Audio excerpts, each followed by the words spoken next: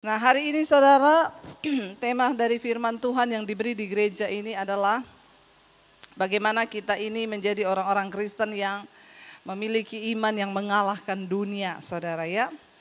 Jadi ayat firman Tuhannya terambil dari 1 Yohanes pasal yang kelima ayat yang keempat.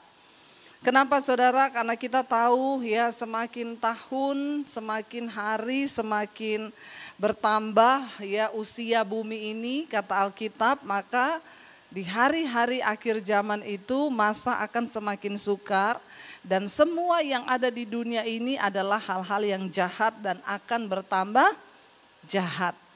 Ya, dan itu akan terjadi, makanya kita nggak bisa mengubah dunia ini menjadi semakin baik karena Alkitab berkata memang akan semakin jahat.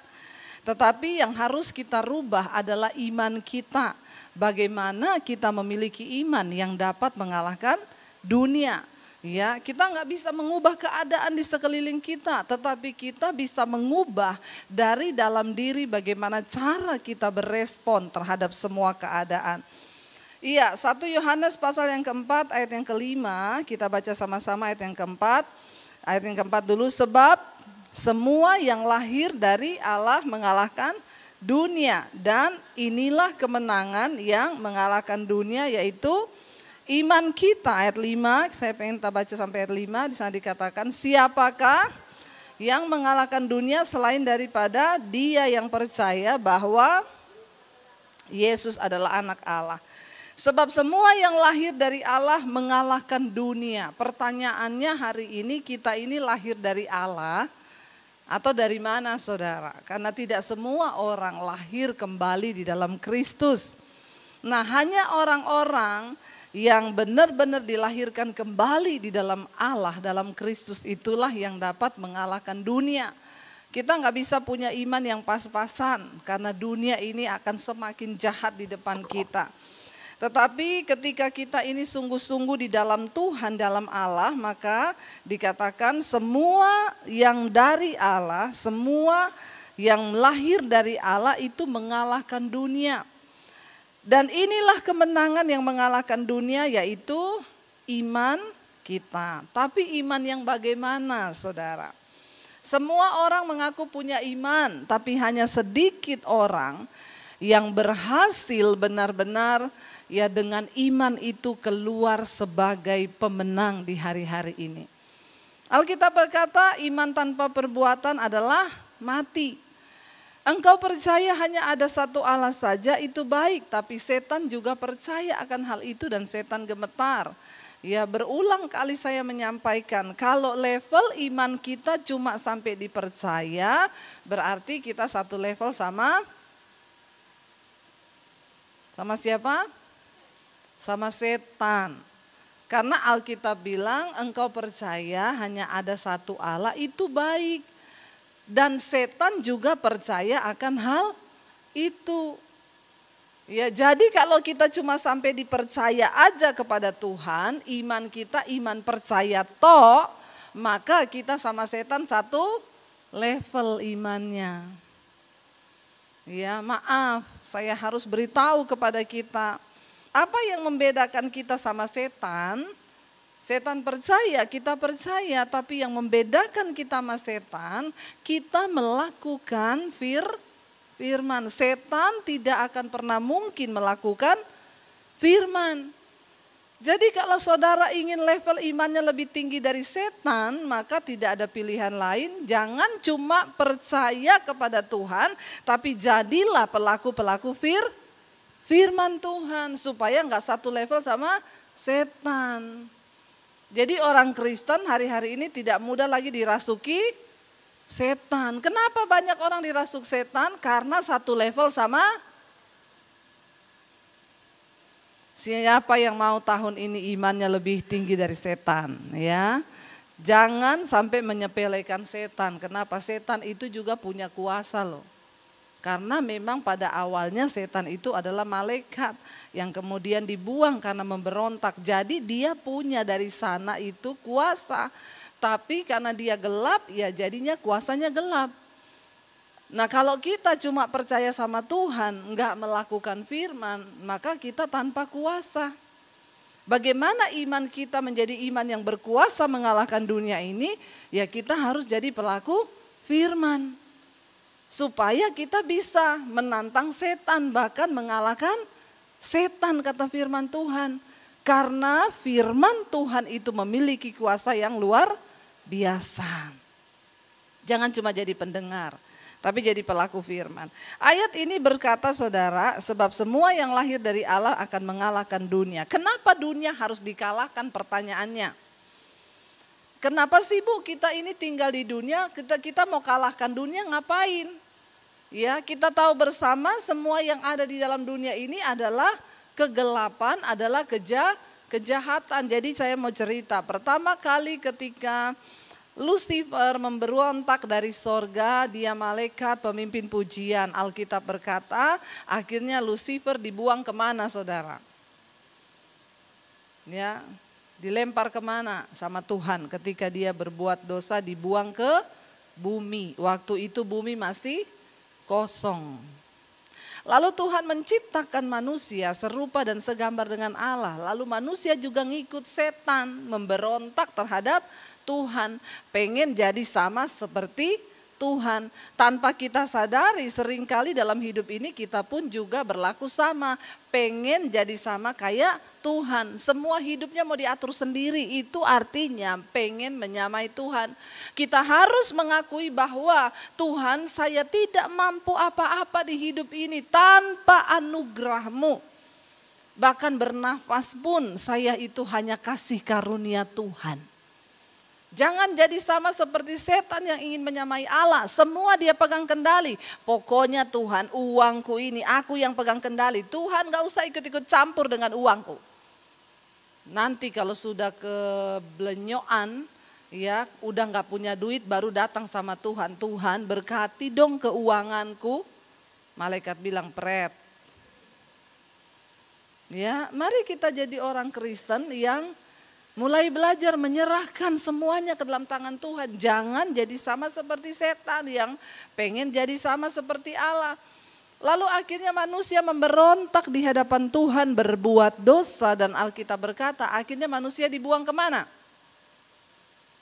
Dari Taman Eden manusia dibuang ke bumi. Jadi kita sama setan itu di dunia ini satu nusa kambangan. Supaya saudara tahu kenapa kita harus bisa mengalahkan dunia ini. Karena sesungguhnya tempat kita bukan di dunia ini. Ya, tempat kita itu harusnya berada dekat dengan Tuhan di Taman Eden. Akibat pemberontakan manusia, akhirnya dia dibuang. Setan duluan dibuang ke sini, lalu manusia menyusul. Jadi yang lebih pintar siapa di dunia ini? Setan. Dan Yesus berkata, dunia dan segala isinya itu telah diserahkan kepada dalam tangan si jahat. Kenapa kita harus mengalahkan dunia? Pertanyaannya ayat ini berkata, semua yang lahir dari Allah mengalahkan dunia. Dan inilah kemenangan yang mengalahkan dunia, yaitu iman kita. Kenapa sih Bu dunia itu harus dikalahkan? Karena semua yang ada dalam dunia ini jahat. Coba kita lihat 1 Yohanes pasal yang kedua ayat yang ke-15. 1 Yohanes 2 ayat yang ke-15. Baca sama-sama 1, 2, 3 saudara. Janganlah kamu mengasihi dunia dan apa yang ada di dalamnya. Jikalau orang mengasihi dunia, maka kasih akan Bapa tidak ada di dalam orang itu. Ngeri enggak saudara? Kita harus tahu dulu ya, kenapa kita harus kalahkan dunia?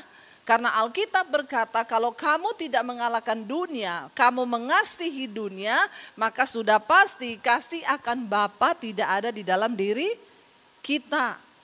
Dunia selalu bertentangan dengan Tuhan.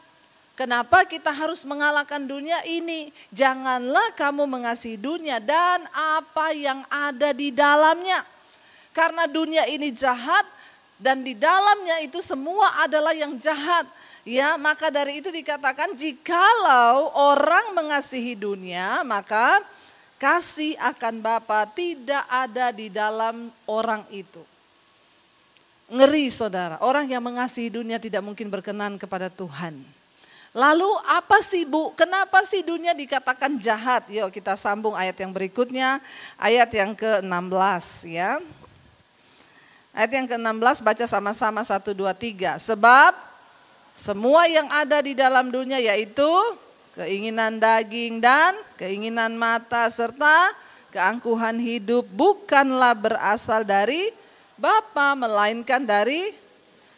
Karena ternyata yang ada di dunia ini semua hal-hal yang bukan berasal dari Bapa. Karena dunia ini pembuangan. Ya, nusa kambangan tadi, setan dibuang di nusa kambangannya di dunia sini, kita juga dibuang di sini. Jadi kita hidup satu nusa kambangan sama setan. Makanya supaya kita tidak terseret oleh pekerjaan setan di dunia ini, tidak ada pilihan lain. Iman kita harus kuat dan hidup. Ya, kalau enggak terseret semua saudara. Nah ini yang ada dalam dunia ini yaitu apa yang ada dalam dunia yang bukan berasal dari Allah. Yang pertama keinginan daging. Semua kita punya daging. Punya ya, walaupun kurus tetap ada daging loh. Siapa yang paling kurus ini? Ya pasti ada dagingnya ya. Daging yang pertama saudara, Galatia 5 berkata keinginan daging itu telah nyata. Apa itu daging? Percabulan, ya, kenajisan, ya, percederaan, roh pemecah belah, perselingkuhan, amarah, kepahitan, dendam, iri hati, sakit hati, itu semua ada di dalam daging. Jangan pikir, oh saya kurus Bu, daging saya kecil. Biasanya yang kurus itu malah besar loh keinginan dagingnya. Ya, jadi kita ini nggak dilihat dari gendut atau kurusnya. Saya sih membela orang-orang yang gendut hari ini ya. Apalagi setelah tahun baru dan Natalan nih pasti pada naik semua ini timbangannya ya. Tapi enggak apa-apalah ya, gendut kurus yang penting berkenan sama Tuhan. Amin. Ya dikatakan di sana ini perbuatan daging itu telah nyata. Yang pertama yaitu percabulan, kecemaran, hawa nafsu. Apalagi di sana dikatakan ya penyembahan berhala.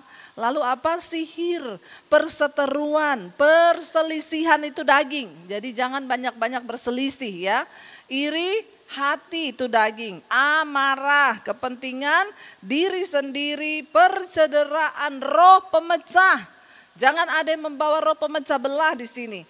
Lalu kedengkian, ini daging, apalagi kemabukan, apalagi pesta pora dan sebagainya. Terhadap semuanya itu, kuperingatkan kamu seperti yang telah kubuat dahulu, kata Rasul Paulus di sini. Firman Tuhan bilang bahwa barang siapa melakukan hal-hal yang demikian, ia tidak mendapat bagian dalam kerajaan Allah.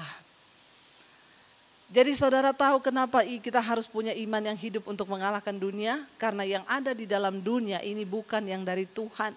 Yang pertama keinginan daging. Ini daging loh, kita udah baca tadi tuh, ini bukan setan. Yang saudara baca dari awal tadi, percabulan, kenajisan, hawa nafsu, amarah, kebencian, itu bukan setan, itu daging. Jadi kalau ada orang selingkuh, hidup dalam kenajisan, jangan cepat-cepat salahin setan. Karena ini daging. Dan ini yang ada di dalam dunia.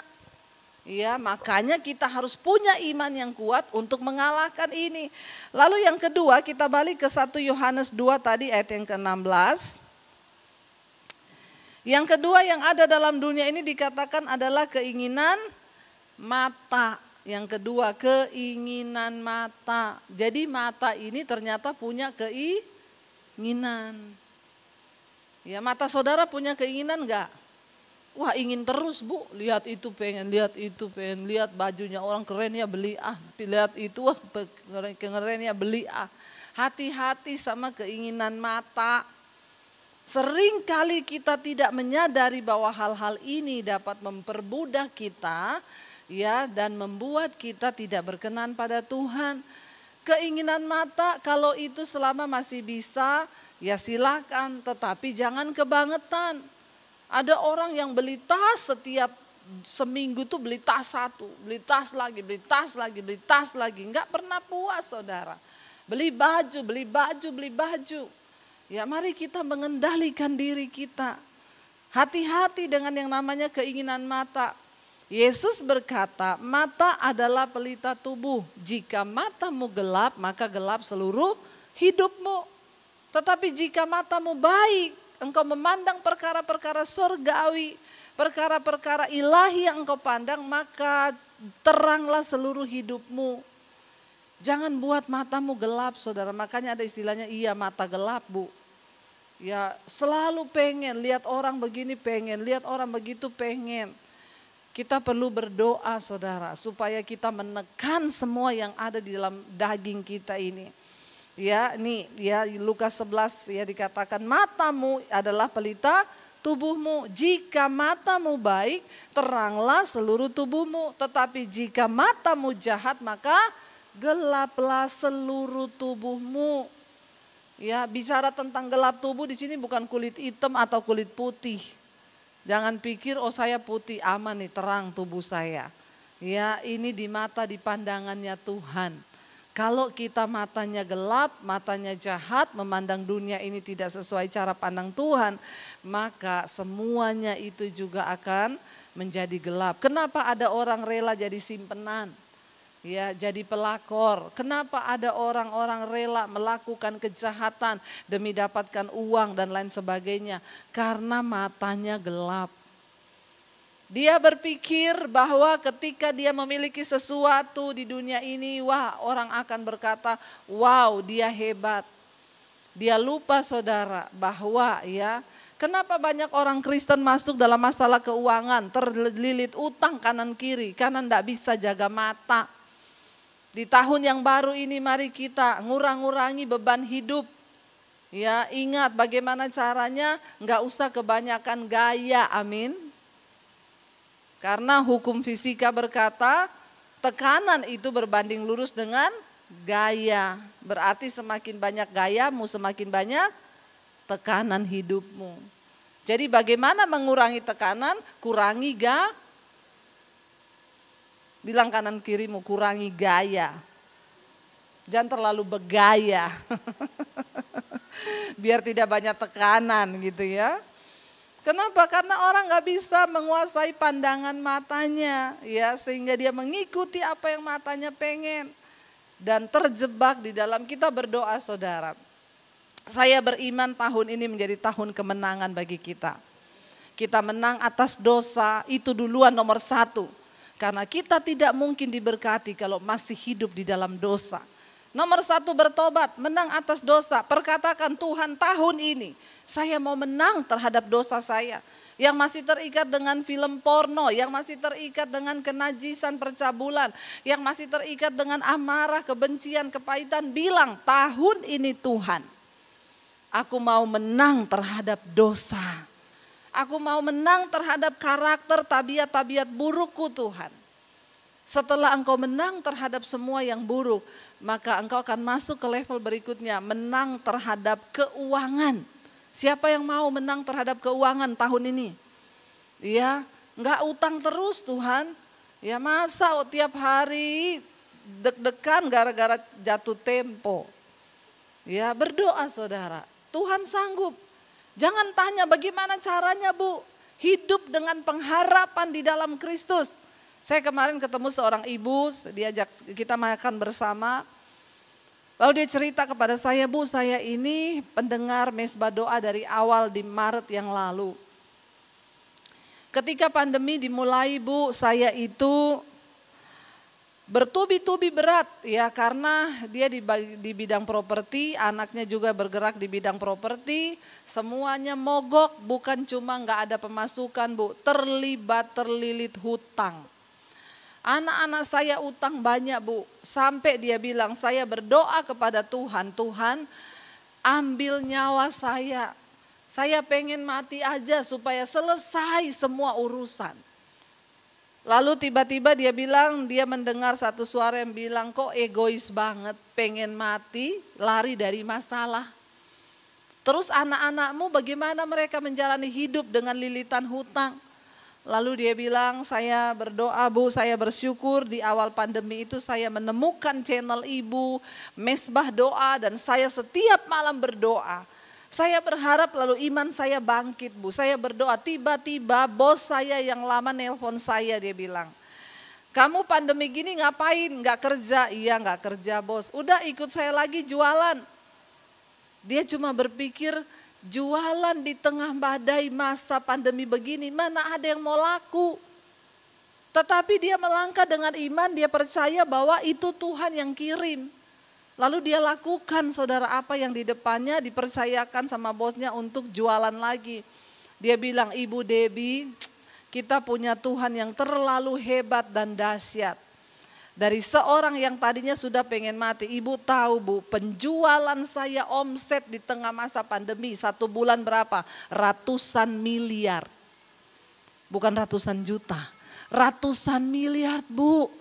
Dan saya belum pernah menjual dengan omset yang segede itu dulu ketika belum pandemi, enggak pernah. Tetapi justru di tengah pandemi Tuhan menyatakan kebesarannya. Saudara, engkau percaya enggak engkau punya Tuhan yang hidup? Keadaan di sekelilingmu bisa berubah, tetapi Tuhan kita enggak berubah. Karena itu berkat kita tidak ditentukan oleh keadaan di hidup kita. Sebab kita punya Tuhan yang tidak dibatasi oleh ruang dan waktu. Dia Tuhan yang sanggup bekerja selama ada iman. Selama ada sesuatu yang dapat Tuhan perhitungkan di dalam hidupmu sebagai sebuah kebenaran. Selalu ada jalan yang akan Tuhan bukakan. Saya bilang, wow Bu, iya Bu Debbie, saya tercengang. Apa yang Tuhan buat? Saya belum pernah jualan sebelum pandemi itu dengan omset yang ratusan miliar di tiap bulan. Tapi Tuhan nyatakan itu justru di tengah-tengah masa pandemi. Karena itu semua dia bilang, saya hanya mau ngomong itu cuma karena Tuhan. Dan dia berkata, terima kasih Bu, terima kasih karena Mesbah Doa menjadi kekuatan bagi saya di tengah-tengah masa pandemi. Saudara, ya kita harus percaya. Mari kita memandang kepada Tuhan, melihat semua yang Tuhan buat di depan kita itu baik adanya. Hiduplah dengan pengharapan. Jangan biarkan matamu menguasai engkau sehingga engkau melihat hal-hal yang tidak benar. Lihatlah kepada Tuhan. Lalu yang ketiga tadi di sana dikatakan apa yang ada di dalam dunia ini. Yang ketiga adalah keangkuhan hidup, yaitu kesombongan. Ya. Sebab yang ada dalam dunia ini dikatakan tadi 1 Yohanes 2 ayat 16 ya. Keinginan mata serta keangkuhan hidup bukanlah berasal dari Bapa melainkan dari dunia. Ya hidup itu enggak usah sombong-sombong, biasa aja, amin. Orang-orang itu kalau ketemu saya selalu ngomongnya gini, Bu Debbie itu rendah hati ya. Saya tanya gini, kamu tuh nilai saya rendah hati itu dari mana? Ya enggak, pokoknya ibu tuh rendah hati. Lah emang apa yang harus kita sombongkan? Kita ini napas aja pinjem dari Tuhan, amin. Napas aja kita nih pinjem dari Tuhan. Ya, kemarin teman saya datang ke rumah saya, saudara, ada ucapan syukur. Dia lihat saya ngepel rumah, saya ngepel teras, saya cuci piring. Dia bilang, ya ampun sekelas Debbie Basir masih ngepel, masih nyuci piring. Saya bilang, emang kenapa? Ya inilah kita ya. Maksudnya, ya emang kenapa? Saya bilang, saya dari dulu begini, nggak ada yang berubah. Dia bilang, iya ya nggak usah sombong-sombong ya Bu. Mau sombong apa yang mau disombongkan saudara? Yang ada dalam dunia dikatakan keangkuhan hidup, kesombongan. Orang yang sombong itu sama dengan orang yang menentang Tuhan dan hidupnya tidak mungkin diberkati. Mari kita berdoa hari-hari ini supaya kita buang semua keangkuhan hidup. Ya angkuh, ya kaya sombong biasa, miskin sombong juga banyak. Jadi nggak kaya nggak miskin, semua orang punya bakat sombong. Tapi Alkitab berkata Tuhan menentang orang yang sombong, tetapi dia meninggikan orang yang rendah hati. Mari kita minta pada Tuhan, tahun ini kita jalani dengan rendah hati. Supaya apa saudara? Ya, supaya kita bisa mengalahkan dunia ini. Jangan sampai kita terbawa dengan apa yang ada di dunia ini. Dan ayat 17 berkata di sini, ya kita lihat ayat 17. Kenapa kita harus mengalahkan dunia? Ayat 17 berkata, dan dunia ini sedang lenyap dengan keinginannya, tetapi orang yang melakukan kehendak Allah tetap hidup selama lamanya. Kenapa kita harus kalahkan dunia? Karena semua yang dunia tidak berasal dari Allah. Dan dunia ini sedang lenyap. Jadi kalau kita ikut-ikutan mencintai dunia, maka nasib kita juga sedang lenyap. Sebagai orang percaya, kita ini tentunya Tuhan mau supaya keuangan kita itu sehat. Siapa yang mau keuangannya sehat? Angkat tangan ya, semuanya pasti mau. Artinya kalau keuangan sehat itu bagaimana? Ya, semua lancar. Ya, kebutuhan kita lancar. Cicilan juga? Siapa yang ada cicilan? Angkat tangan. Ya. Tuhan itu adalah Tuhan yang merancangkan bagi umatnya itu memiliki kehidupan keuangan yang sehat. Tuhan tidak mau anak-anaknya itu memiliki keuangan yang morat-marit, apalagi sampai harus gali lubang tutup lubang di dalam hidup. Tetapi saudara, banyak orang ingin keuangannya sehat, banyak orang ingin keuangannya diberkati, tapi sangat sedikit yang mau taat kepada firman. Makanya kita tidak pernah melihat janji Tuhan itu terjadi di dalam hidup kita. Karena banyak orang cuma mau yang enaknya saja. Tetapi kita percaya dan kita tahu firman Tuhan itu selalu ada sebab, ada akibat. Ingat itu. Banyak orang berpikir janji Tuhan itu semesta-mesta terjadi di dalam hidup kita. Makanya saya selalu mengulang-ulang, ingat ya, kasih Tuhan itu tidak ada syarat. Waktu saudara berdosa, Dia pilih saudara dan saya untuk menjadi anaknya. Tidak ada syarat. Ketika Tuhan mengangkat seseorang, tidak ada syarat, oh kamu harus baik dulu, kamu harus ini dulu, baru diangkat dipilih jadi anaknya. No, kasih Tuhan tidak bersyarat. Ketika kita minta ampun juga hari ini, misalnya kemarin kita buat dosa, hari ini kita minta ampun, apakah ada syarat? Tuhan ngomong, oh kamu harus gini dulu, bayar itu dulu, bayar ini dulu, baru aku ampuni. No, waktu kita datang minta ampun, Tuhan berkata, dengan mulut engkau mengakui, maka Dia mengampuni segala dosa kita. Tetapi untuk bisa mengalami janji dan berkat Tuhan di dalam hidup kita, ada syarat yang harus kita lakukan. Amin. Janji Tuhan itu bersyarat. Karena itu Alkitab berkata, kalau kamu begini maka akan begini. Kalau kamu begini maka kamu akan begini. Ya, firman Tuhan itu selalu begitu. Jika engkau sungguh-sungguh memperhatikan firman-Ku, maka perjalananmu di dunia ini berhasil dan beruntung. Ya, firman Tuhan berkata, jika kebenaran menjadi barisan depanmu, maka kemuliaan akan mengikutimu. Selalu janji Tuhan itu sebab akibat. Itulah yang dikatakan hukum tabur tuai. Nah, hari ini saudara, firman Tuhan dengan tema bulanan di gereja ini ya adalah keuangan yang sehat, dan subtemanya hari ini adalah tentang persembahan persepuluhan. Banyak yang tidak suka mendengar firman ini. Ya aduh, kalau udah ngomong persepuluhan ini ngomong duit lagi.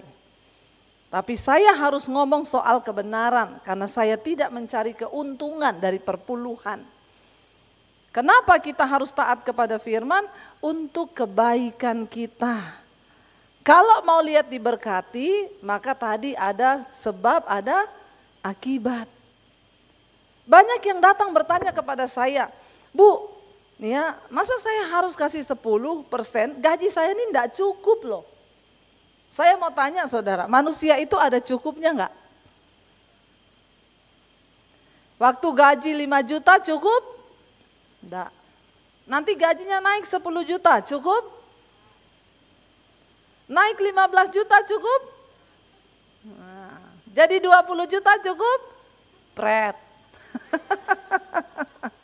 Ya, itulah namanya manusia. Terus kalau kita tunggu cukupnya, kapan kita nabur? Ayo. Saya tanya kepada saudara. Cukup menurut ukuran kita Banyak orang yang bilang, Bu nanti kalau sudah cukup baru saya menabur, sekarang saya belum cukup. Saya bilang takaran cukupmu itu seberapa? Alkitab tidak berkata begini, menaburlah saat engkau cukup. No. Persembahan terbaik yang pernah tercatat di dalam Alkitab bukan dari orang yang kaya, tapi dari seorang janda yang miskin. Mengapa janda itu bisa memberikan semuanya dengan ketaatan kepada Tuhan? Karena Tuhan lihat apa? Ingat, Tuhan kita, Tuhan yang melihat hati. Ada yang bilang gini, Bu tapi kali ini penghasilan saya itu enggak kayak bulan lalu, Bu. Masih dipotong utang, masih dipotong ini, masih dipotong itu. Masa saya harus memberi persepuluhan itu dari semua itu? Kan saya juga banyak pengeluaran. Saya bilang jadilah sesuai imanmu. Kalau engkau hitung-hitungan sama Tuhan, ya Tuhan juga hitung-hitungan. Nah itulah manusia saudara. Apalagi kalau ngasih persembahan di gereja nyanyinya persembahan kami sedikit sekali. Udah sedikit ngomongnya apa lagi? Kiranya Tuhan terimalah. Dengan apa? Dengan senang hati. Kurang ajar enggak? Ngasih sedikit minta Tuhan terima dengan senang hati. Maka terdengarlah suara dari sorga, malaikat balas. Berkat yang ku beri. Apa? Sedikit sekali. Lanjut. Kiranya engkau terimalah dengan senang hati. Pret. Hati-hati saudara. Ngasihnya sedikit, mintanya itulah orang Kristen. Ngomong aja, bagaimana kita bisa melihat berkat Tuhan tercurah? Jangan tunggu cukup, jangan tunggu kaya baru menabur. Saya berani menyatakan ini di depan mimbar ini. Kenapa? Saya adalah saksi melihat bagaimana hidup saya diberkati karena saya mau menabur. Tidak tunggu kaya. Enggak tunggu kaya. Orang yang menabur janji Tuhan tidak akan pernah dipermalukan. Saya itu melihat contoh dari mami saya. Dari masih kecil mami saya itu saudara. Setiap kali ada orang miskin datang dari kampung, ada pendeta yang datang, dia gak peduli. Mau pendeta, mau ustadz datang ke rumah, selalu mami saya itu bungkusin beras 5 kilo kasih duit. Itu saya lihat dengan mata kepala saya dari saya masih kecil. Kalau hari ini di masa tua mami saya bisa beliin dia rumah. Saya yakin itu hasil tuayannya dulu. Sehingga Tuhan memilih saya salah satu orang dari anaknya dia. Diangkat Tuhan, dipakai Tuhan dan sekarang saya memberkati kehidupan mami saya di masa tua. Itu yang tertanam di pikiran saya sejak dahulu. Tuhan itu tidak pernah berhutang. Kalau hari ini engkau rajin menabur, mungkin salah satu nanti dari anakmu ada yang akan diberkati Tuhan. Itu tidak direkayasa saudara. Saya selalu melihat setiap ada orang susah datang ke rumah dari saya masih kecil. Mami saya selalu suruh siapin ya beras, uang selalu. Sampai hari ini mami saya itu terus menabur dan menabur. Tapi saya melihat sampai di masa tua hidupnya Tuhan pelihara. Tuhan pelihara. Tidak ada yang mustahil asal kita mau.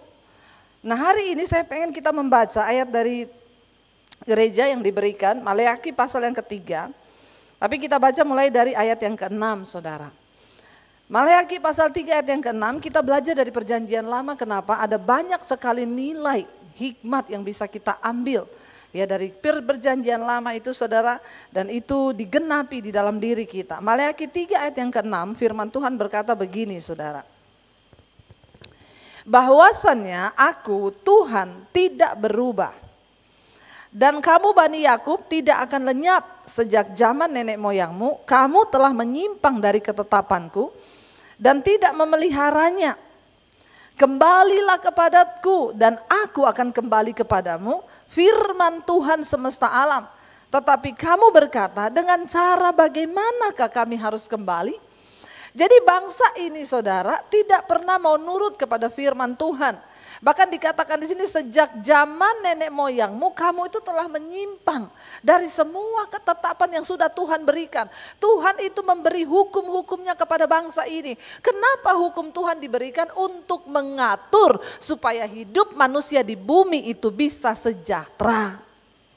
Kenapa ada firman Tuhan? Kenapa ada hukum? Supaya kalau engkau ikuti hukum-hukum ini hidupmu sejahtera di bumi.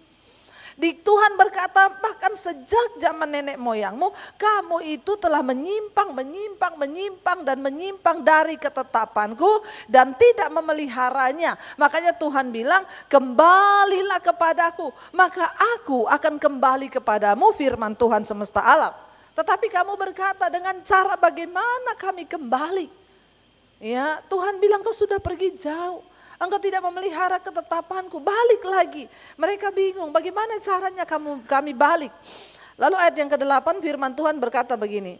Bolehkah manusia menipu Allah? Namun kamu menipu aku. Ya, bagaimana caranya? Tetapi kamu berkata dengan cara bagaimanakah kami menipu engkau? Mengenai persembahan, persepuluhan dan persembahan khusus. Ya.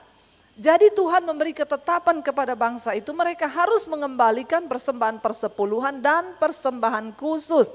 Persembahan persepuluhan itu berbeda dengan persembahan khusus saudara. Diberikan kepada imam di bait Allah. Ya, lalu imam juga harus memberi persepuluhan lagi. Bukan berarti setelah kita jadi pendeta kita nggak menabur, salah. Sebagai hamba Tuhan kita harus menabur. Dari mana? Dari berkat yang didapat. Tuhan bilang, ya mereka tanya bagaimana kami harus kembali. Lalu Tuhan bilang, bolehkah manusia menipu Allah? Masa manusia bisa menipu Allah? Tapi Tuhan bilang, kamu sudah menipu aku. Dengan cara bagaimana Tuhan kami menipu engkau? Dengan persembahan persepuluhan dan persembahan khususmu. Ayat yang berikutnya di sana dikatakan ayat yang ke-9 saudara. Kamu telah kena kutuk tetapi kamu masih menipu aku. Ya kamu seluruh bangsa. Jadi pada zaman itu saudara hidup mereka terkutuk.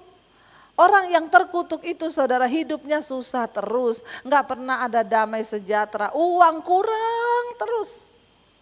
Ya, engkau lihat ciri-ciri orang yang terkutuk. Jangan sampai kita ini juga hidup dalam keadaan yang terkutuk. Kenapa? Karena kita enggak taat kepada firman Tuhan.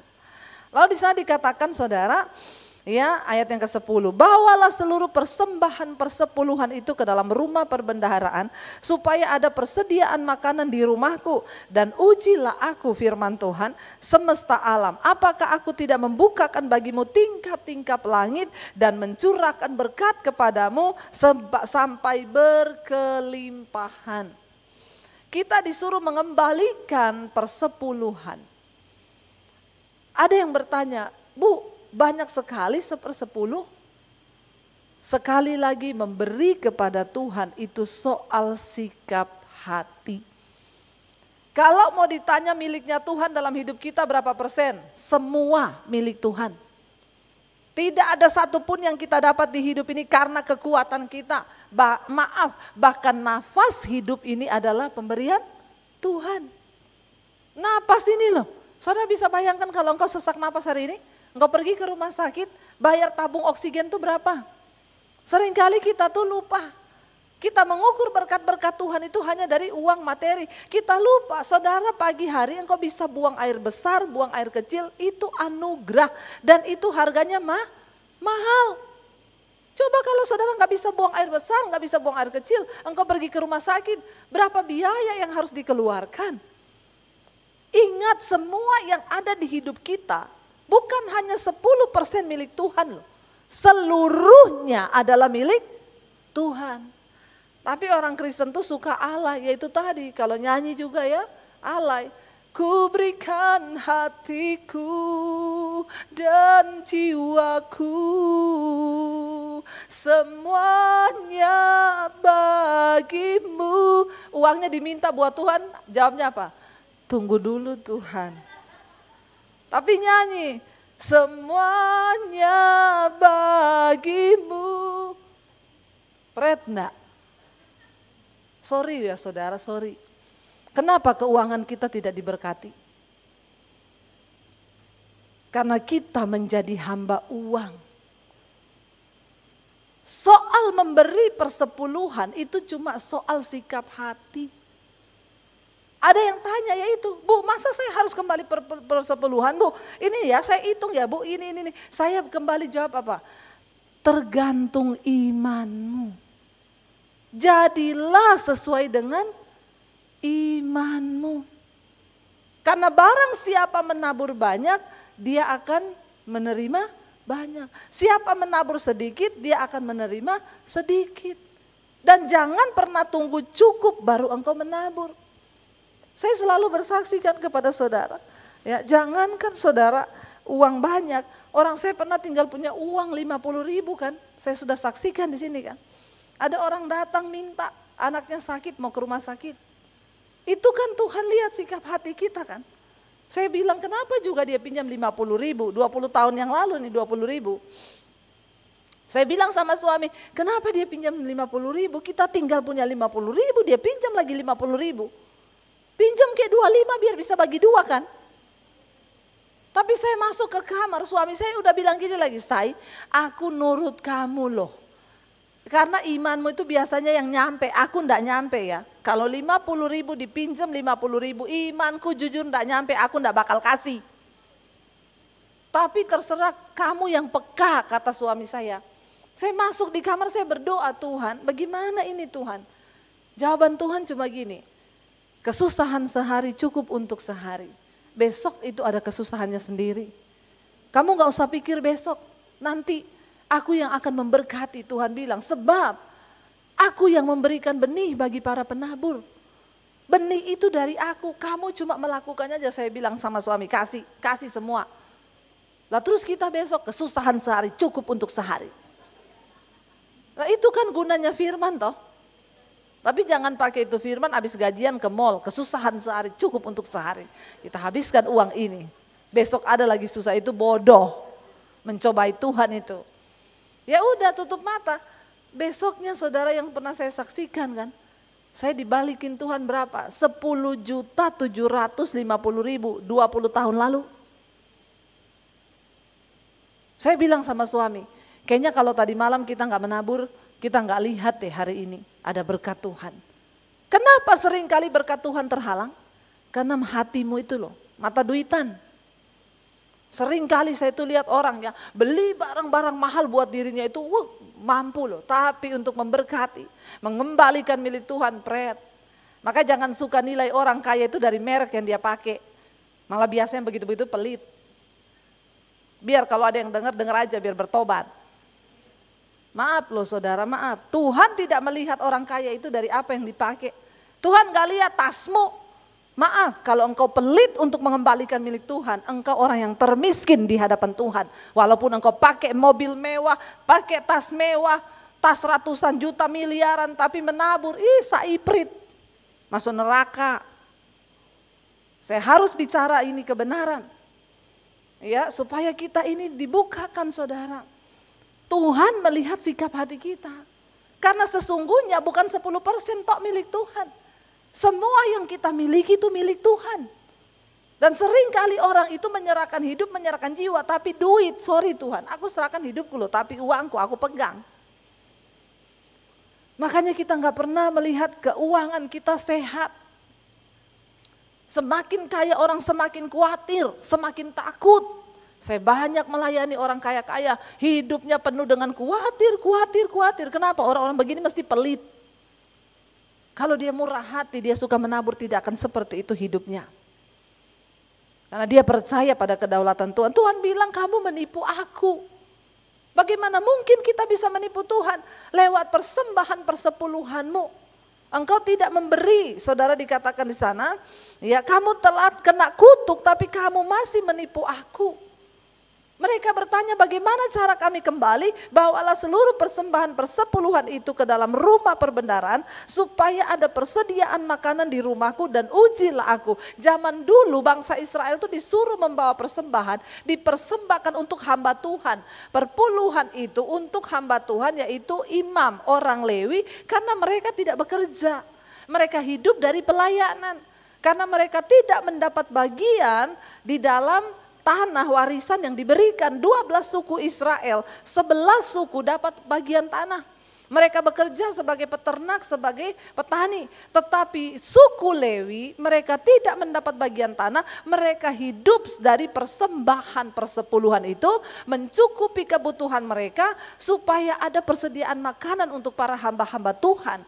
Dikatakan di situ, dan mereka itu memang harus dikhususkan untuk melayani Tuhan. Makanya dikatakan supaya ada persediaan makanan bagi hamba-hambaku, di situ dikatakan ya, dan ujilah aku kata firman Tuhan, ya aku Tuhan Allah semesta alam, apakah aku tidak membukakan bagimu tingkap-tingkap langit dan mencurahkan berkat kepadamu sampai berkelimpahan. Mari cek hati kita hari ini saudara.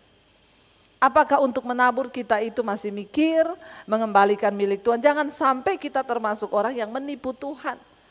Ada yang tanya, Bu itu kan zaman perjanjian lama, perjanjian baru itu sudah tidak ada lagi perpuluhan. Sorry saudara, masalah ini bukan soal perjanjian baru, perjanjian lama. Ini hanya tolak ukur hatimu dengan Tuhan. Kenapa? Karena sangat berbahaya kalau engkau menjadi hamba uang, maka binasa hidup. Perpuluhan itu melatih kita ini tidak cinta uang.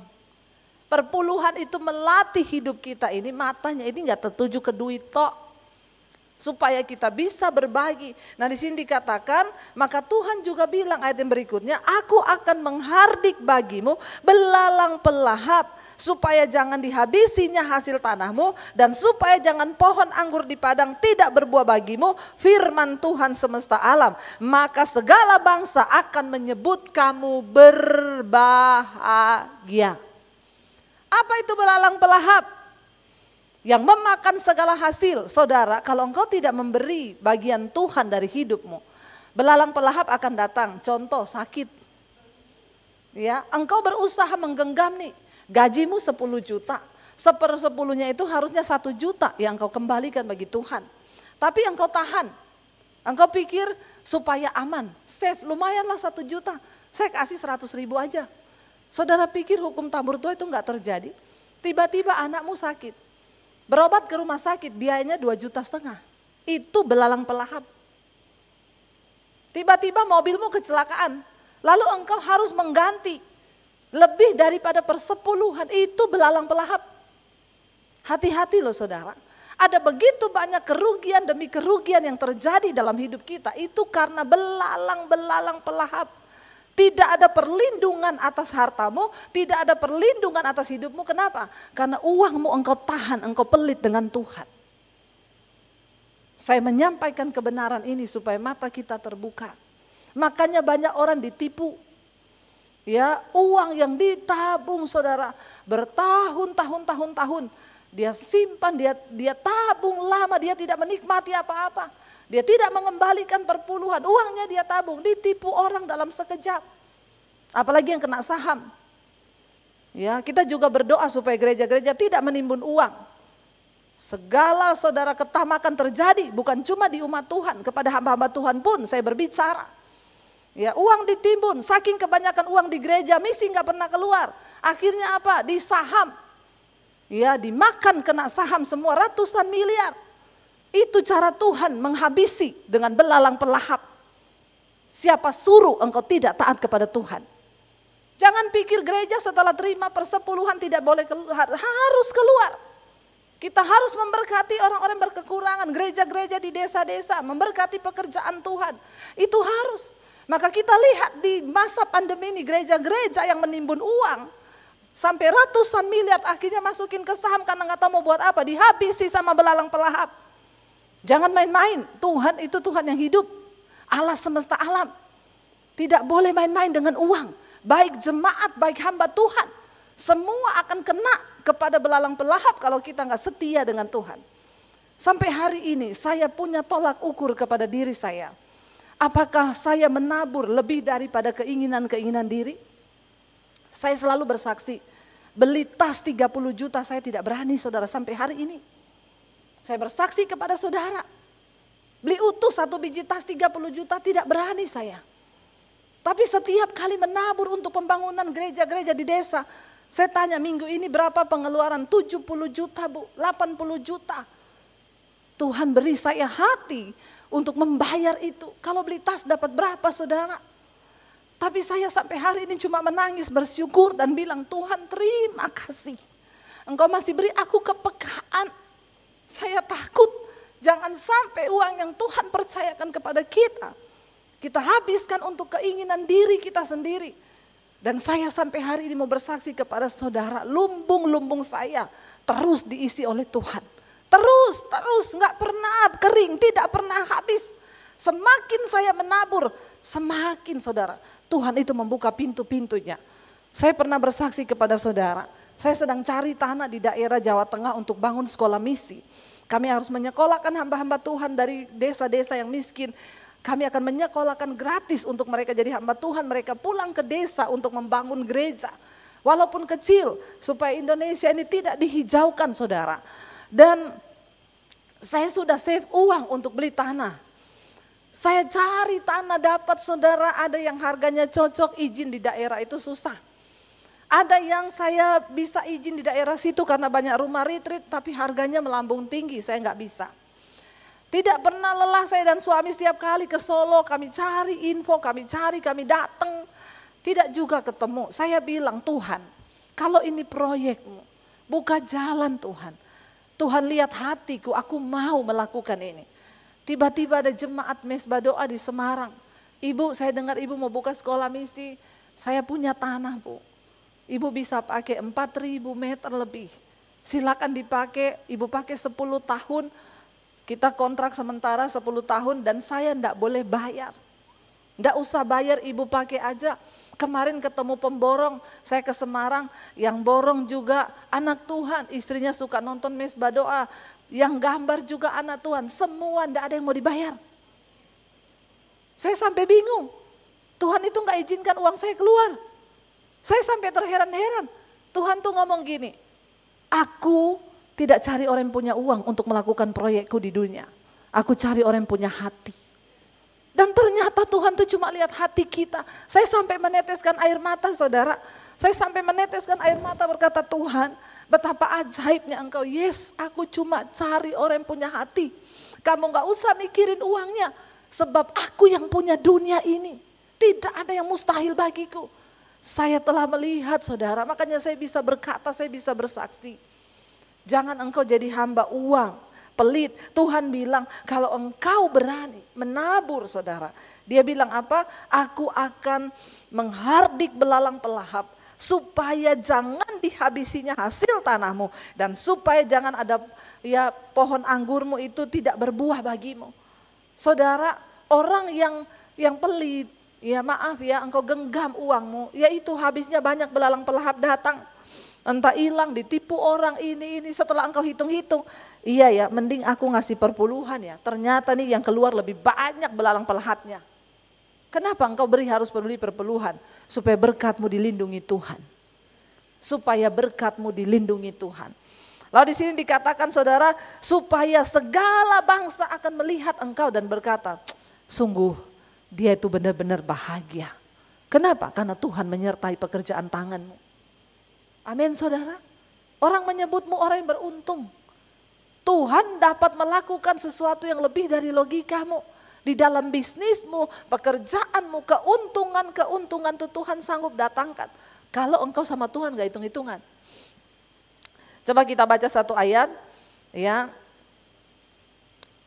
Kita baca Matius pasal 6 ayat yang ke-24. Matius 6, Injil Matius pasal yang ke-6 ayat 24, baca bersama. Tidak seorang pun dapat mengabdi kepada dua tuan. Karena jika demikian, ia akan membenci yang seorang dan mengasihi yang lain. Atau ia akan setia kepada yang seorang dan tidak mengindahkan yang lain. Kamu tidak dapat mengabdi kepada Allah dan kepada Mamon. Satu-satunya yang Yesus sejajarkan dirinya dengan Allah itu adalah apa? Mamon, uang. Di dunia ini orang itu, semua rata-rata orang di dunia ini yang dia cari nomor satu itu uang. Kalau orang yang kenal Tuhan, yang dia cari pertama itu Tuhan. Nomor dua baru uang. Tapi rata-rata orang di dunia, termasuk banyak orang yang ngaku Kristen, yang dia cari pertama di dunia ini apa? Uang. Nomor dua baru Tuhan. Saudara, Yesus mensejajarkan dirinya dengan uang. Dia bilang, kamu tidak bisa mengabdi pada Allah dan pada Mamon. Karena kalau kamu mengabdi pada dua-duanya, maka kamu akan mencintai salah satunya. Kalau kamu memilih mencintai Tuhan, maka uang akan jadi nomor dua. Tapi kalau engkau memilih mencintai uang, maka Tuhan yang menjadi nomor dua di hidupmu. Makanya banyak orang menghalalkan segala cara untuk mendapatkan uang.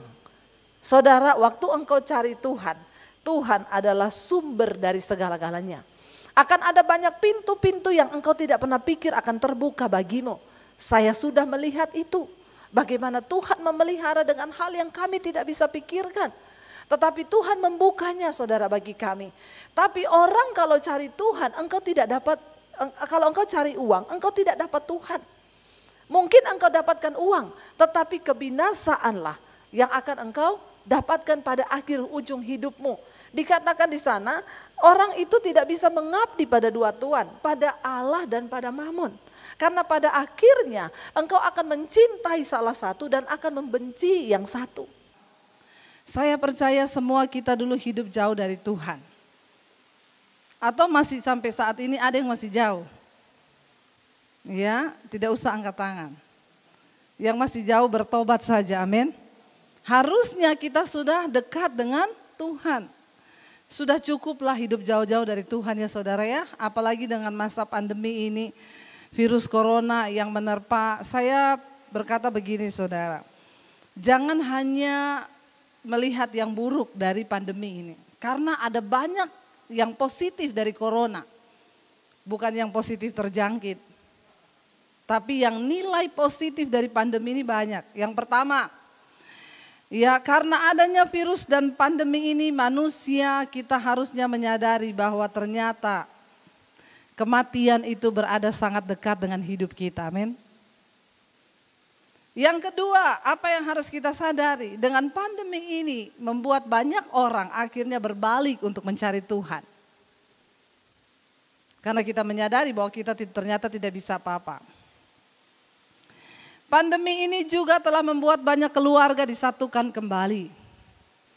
Ya, pandemi ini juga telah membuat ya katanya si suku bunga bank menurun. Iya apa iya? Ya, banyak hal positif yang terjadi karena pandemi ini. Ya, terutama saudara, saya melihat ya. Saya hanya memberikan gambaran saja, hari-hari ini banyak orang yang begitu takut dengan kematian. Tadi pagi saya dapat kabar Bapak Pendeta Meksinesi meninggal dunia. Ya, saudara, hidup ini singkat. Hidup ini hanya seperti uap kata firman Tuhan. Ya, kemarin itu saya ngobrol dengan salah satu orang, dia kakaknya positif kena corona umur 50 tahun, mamanya 86 tahun. Jadi karena mamanya bersama dengan kakaknya harus di swab dong. Ya karena kakaknya udah positif. Di swab ternyata mamanya juga positif. Secara manusia kita melihat yang 86 tahun kena, yang 50 tahun kena. Yang lebih kita khawatirkan yang mana? Yang 86 kan? Karena kita pikir pasti lebih duluan mati kan. Ternyata kita salah saudara. Yang 86 sembuh, yang 50 meninggal. Dan yang 50 itu laki-laki loh.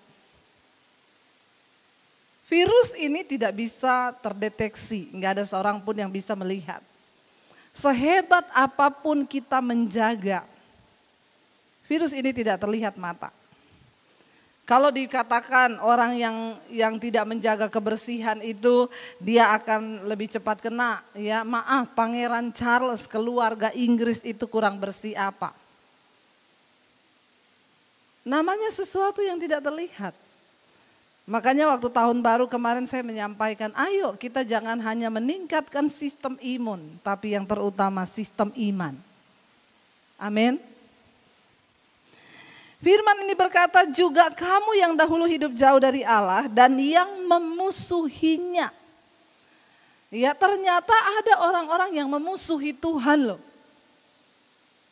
Orang yang memusuhi Tuhan itu bukan yang bakar gereja, bakar masjid. Oh, itu dia berarti memusuhi Tuhan. Enggak, itu sudah terlalu terlalu nyata lah kalau yang kayak begitu. Ternyata banyak orang yang duduk di gereja seperti ini tetapi memusuhi Tuhan. Mengerikan gak saudara? Mengerikan loh. Ya, ternyata ayat ini berkata, kamu yang dulu memusuhi Tuhan dalam hati dan pikiranmu seperti yang nyata dari perbuatanmu yang jahat. Apa ciri pertama orang memusuhi Tuhan? Pikiran dan hati dan perbuatannya itu jahat. Jadi kalau saudara hatimu jahat, pikiranmu jahat, kelakuanmu jahat, berarti kamu memusuhi Tuhan. Walaupun orang Kristen, walaupun pendeta. Biar saudara kena, saya juga kena. Nanti tidak dibilang gini, itu pendeta cuma singgung-singgung jemaat, dia sendiri gak disinggung. Ya, lo benar. Walaupun orang menyampaikan firman, pendeta, kalau pikiran jahat, hati jahat, musuhnya Tuhan. Ya, makanya di hari tanggal 1 yang kemarin saya berkata, biar menjadi resolusi kita tahun ini yang pertama, carilah Tuhan. Carilah Tuhan. Yang mencari Tuhan bukan hanya orang yang belum kenal Tuhan. Kenapa kita harus terus mencari Tuhan? Yang pertama karena kita ini daging. Karena kita ini rentan untuk berbuat dosa. Saya mau tanya kepada saudara, kita hidup kudus itu lebih mudah mana? Hidup kudus atau hidup dalam dosa itu lebih gampang mana? Enggak usah lebih gampang mana deh, lebih enak mana? Hidup dalam dosa atau hidup kudus lebih enak mana? Jujur. Lantang sekali jawabannya. Memang lebih enak hidup dalam dosa. Kenapa hidup dalam dosa itu mau marah-marah aja. Ya, ngamuk tinggal ngamuk aja selesai, ngikuti aja nih dagingnya. Mau berbuat apa? Selingkuh aja. Kita tidak perlu bergumul untuk berbuat dosa kan. Enggak ada orang bergumul, Tuhan pengen marah nih Tuhan. Ya dalam nama Yesus marah. Enggak ada saudara. Tapi untuk hidup kudus itu perlu pergumulan. Menahan amarah kita harus bergumul dalam nama Yesus. Dalam nama Yesus aku enggak mau marah dalam nama Yesus. Kadang-kadang perlu doa peperangan, perlu doa puasa. Saya dulu untuk merubah kelakuan itu saya doa puasa loh saudara. Karena saya ini dulu hidupnya hancur benar. Karakter saya hancur benar. Jadi untuk menjadi sabar itu saya butuh perjuangan. Saya berdoa puasa. Dulu saya itu kalau marah saudara ya, saya sama adik saya. Adik saya itu laki-laki, badannya tatoan semua. Ya itu kalau marah saya berantem sama dia, saya pukul-pukulan loh pakai tangan. Ya, kadang dia tuh udah mau tinju saya, dia bilang, sayang kamu tuh perempuan. Saya balas, sayang kamu tuh laki-laki. Saya nggak ada ngalah-ngalahnya loh. Waktu saya mengenal Yesus, saya baca Alkitab, jangan marah. Tinggalkanlah panas hati itu. Jangan kalah dengan kejahatan, tapi kalahkan kejahatan dengan kebaikan. Saya mulai berdoa di situ, Tuhan, ini saya nih orangnya Tuhan. Saya ini pemarah Tuhan. Saya mau berubah Tuhan, ubah saya Tuhan. Lalu ketika kita berdoa begitu, apakah kita langsung ting dapat cahaya putih gitu, langsung ting, langsung jadi orang yang sabar, halo shalom begitu? Makanya Kolose pasal yang ketiga berkata, karena itu matikanlah dalam dirimu segala sesuatu yang duniawi, yaitu apa? Marah, geram, kejahatan. Kalau firman Tuhan suruh matikan, berarti siapa yang harus bertindak? Kita, bukan Tuhan. Ya, ada bagian yang harus kita lakukan. Saya mulai bergumul di situ dalam nama Yesus, saya tidak mau marah Tuhan. Ya, biar saya kuat, saya ambil doa puasa. Saya masuk di kamar, hari ini saya berpuasa untuk jadi orang yang sabar. Karena itu Tuhan, apapun masalah yang akan saya hadapi hari ini, Tuhan berikan aku roh kesabaran. Dalam nama Tuhan Yesus. Begitu saya buka pintu kamar, saya keluar, adik saya maki-maki saya tanpa sebab. Itu daging saya sudah mau bereaksi saudara.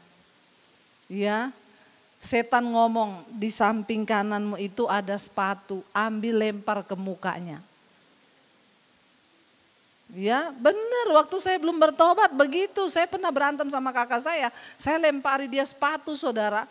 Ya saya pikir dia masuk ke kamar mandi, jadi saya tunggu nih dia keluar dari kamar mandi, saya lempar sepatu di mukanya. Begitu kamar mandi dibuka, saya layangkan sepatu pantofel papi saya dan kena pas di muka papi saya. Dan itu cilaka 12 pas. Ya karena memang seperti itu. Ya setan bilang ambil itu sepatu, lempar ke mukanya dia, itu orang bikin jengkel banget kan. Roh Kudus berbisik di telinga saya, hari ini kamu berdoa, minta kesabaran. Ini ujian.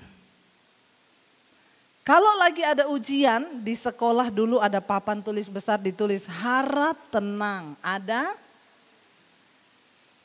Jadi kalau lagi ada ujian, tulis gede-gede di sini harap tenang. Ada ujian.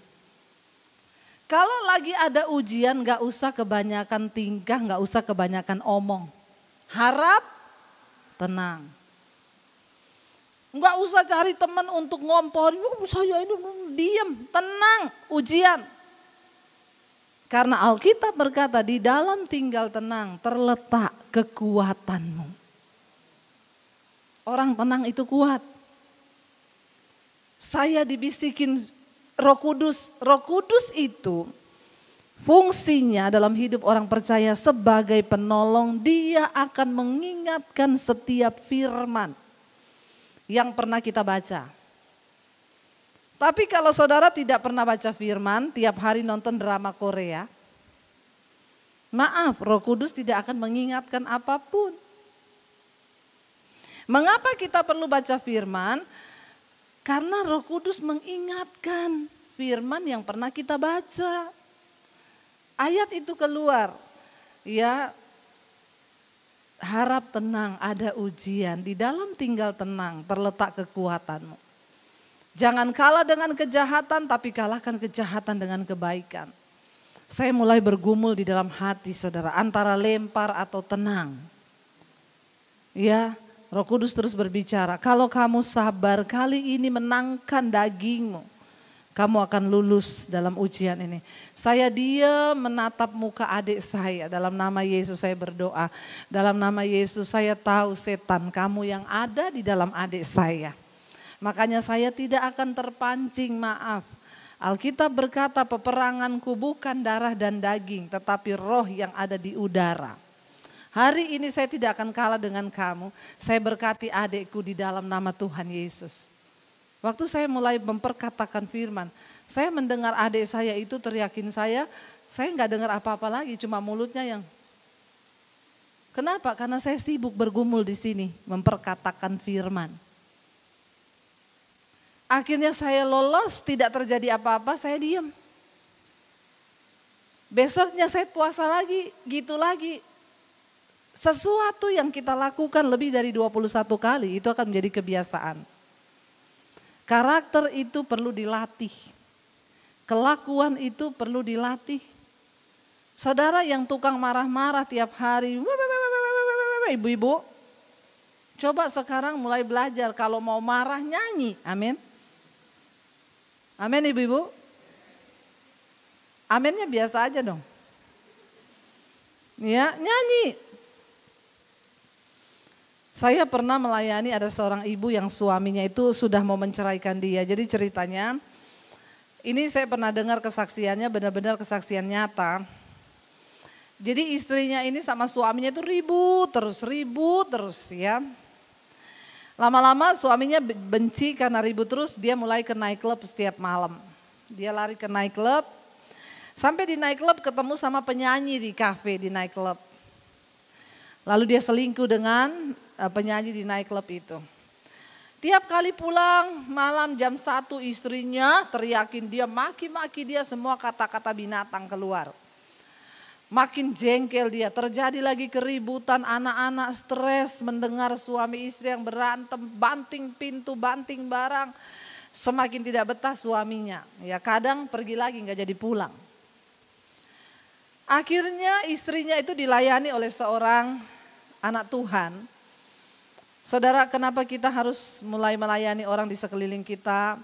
Percayalah apa yang kita lakukan itu tidak akan pernah sia-sia. Dia ketemu sama satu jemaat anak Tuhan yang berkata, kamu sabar aja. Yang namanya kejahatan tuh tidak akan pernah dikalahkan dengan kejahatan. Yang bisa mengalahkan kejahatan hanya kebaikan. Coba kamu layani suamimu. Ya, kamu berbuat baik, tapi saya itu emosi gini-gini. Iya, itu kan kalau ngikuti daging. Kita harus ngikuti firman Tuhan. Akhirnya didoakan, dia semakin sering ketemu sama anak Tuhan ini. Semakin tiap hari didoakan, akhirnya dia mulai mempraktekkan. Ya, kata anak Tuhan itu, kalau kamu udah mau marah, gini aja deh, kalau mau marah itu nyanyi. Kalau udah mau marah daripada marah, mending nyanyi. Suaminya pulang jam 2 malam, saudara, suaminya udah gini, ini terakhir. Kalau saya pulang dia maki-maki saya, besok saya ajak dia, saya talak cerai, langsung saya nikah sama itu penyanyi night club. Lalu akhirnya dia suaminya pulang buka pintu kaget, biasanya istrinya buka pintu, udah mandi, saya udah siapin air hangat kalau mau mandi, kalau mau makan ada makanan di meja. Ya, saudara, ceritanya sebelumnya itu nggak langsung seperti itu. Sebelumnya dia mau berusaha mempraktekkan nih, mengalahkan daging. Memang perlu latihan baru bisa seperti itu. Dia buka pintu, saudara, ya lihat suaminya modelnya kayak itu, dia udah mau marah, saudara. Dia mau teriakin suaminya, tapi dia ingat anak Tuhan tuh bilang nyanyi. Kalau udah mau marah nyanyi, dia lihat suaminya dia teriak, ajarilah kami ini saling mengasihi. Suaminya kaget, saudara. Ya, enggak marah nyanyi, tapi nyanyinya kayak rocker karena menahan emosi kan. Ajarilah kami saling mengampuni. Sudah pulang. Sambil masuk kamar, ajarilah. Biasa latihan pertama mengalahkan daging. Hari kedua dia pulang, istrinya sudah siap lagi. Dia buka pintu, mulai nyanyinya bagus. Ajarilah kami ini saling mengasihi. Udah pulang Pak, udah makan. Ya, besokannya udah semakin merdu buka pintu. Ajarilah kami ini saling mengasihi. Emosinya sudah mulai ditekan. Saudara tahu karena perubahan itulah akhirnya suaminya tidak jadi bercerai. Suaminya bertanya, kenapa kamu bisa berubah seperti ini? Saya sudah berbuat jahat tapi kamu tetap berbuat baik. Dia berkata, karena aku mau melakukan firman Tuhan. Sejak hari itu suaminya bertobat, penyanyi night clubnya diputusin. Dan saudara tahu akhir ceritanya suaminya jadi pendeta. Benar, ini kisah nyata. Saya dengar istrinya cerita sama saya, Bu Debbie gak gampang Bu. Buka pintu, ajarilah kami ini. Ibu-ibu yang mau latihan silakan. Amin. Iya, kalau yang bisa bahasa roh itu kadang kita dengar orang kalau di gereja bahasa rohnya itu mantap. Saya bilang pakai bahasa roh jangan cuma di gereja. Waktu berantem di rumah itu loh pakai bahasa roh. Marah sama suaminya, memang kamu dasar itu setan lari tuh. Itu waktu yang tepat untuk pakai bahasa roh. Karena banyak orang hebat bahasa roh di gereja, di rumah bahasanya kebun binatang. Maaf. Banyak Kristen yang begitu. Saya khotbah di satu gereja, saya bilang tolong suami istri bergandengan tangan. Ada loh suami istri gak mau gandeng tangan. Ada loh. Sampai saya bilang ini perintah, gak mau loh. Saya bilang ngapain ke gereja, pulang aja. Alkitab berkata kalau engkau datang ke gereja, sebelum engkau mempersembahkan korban entah pujian atau uang, ingat dulu apa yang ada di hatimu, beresin dulu baru engkau bisa layak datang. Jangan jadikan dirimu musuh Allah. Orang kalau hatinya jahat, pikirannya jahat, perbuatannya jahat, musuhnya Tuhan. Saudara mau jadi musuh Tuhan atau sahabatnya Tuhan? Sahabatnya Tuhan. Makanya hari ini bertobat. Ya ayat 22, sekarang kita telah diperdamaikan dalam tubuh jasmani Kristus oleh kematiannya. Untuk menempatkan kita kudus dan tak bercacat dan tak bercela di hadapannya. Karena itu ayat 23 ini yang harus kita lakukan. Sebab itu kamu harus bertekun dalam iman. Bagaimana orang sekarang Kristen banyak bertanya, Bu Debbie, bagaimana caranya ya supaya saya bisa mendengar suara Tuhan? Saya pengen tuh Bu mengerti suara Tuhan. Saya bilang, firman Tuhan berkata, Tuhan bergaul karib dengan orang yang bergaul karib dengan dia. Dan perjanjiannya diberitahukannya kepada mereka. Kalau mau bisa dengar suara Tuhan, bergaul kariblah dengan Tuhan. Amin. Semakin kita dekat dengan Tuhan, semakin kita cepat nangkep suara Tuhan. Enak mengalir bersama Tuhan tuh, wow. Tidak ada banyak kesalahan yang kita perbuat di hidup ini. Enggak salah nikah, enggak salah pilih jodoh, enggak salah pilih pekerjaan, enggak salah pilih ini. Makanya ada orang datang, Bu tunjukin dong jalan Tuhan buat saya apa. Emang saya pendeta apaan? Enggak bisa. Tuhan menunjukkan jalannya itu pribadi lepas pribadi. Saudara enggak bisa datang ke pendeta hebat suruh tanya apa. Kemarin ada orang telepon saya, Bu saya dulu. Sambil nangis-nangis, Bu saya 20 tahun hidup saya hancur Bu.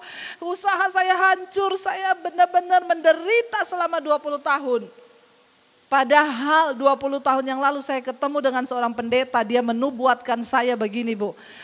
Tuhan berbicara, kamu akan menjadi sangat-sangat kaya, kaya raya. Dan kekayaanmu akan menopang pelayanan Tuhan. Selesai saya dinubuatkan, tahun depannya saya bangkrut.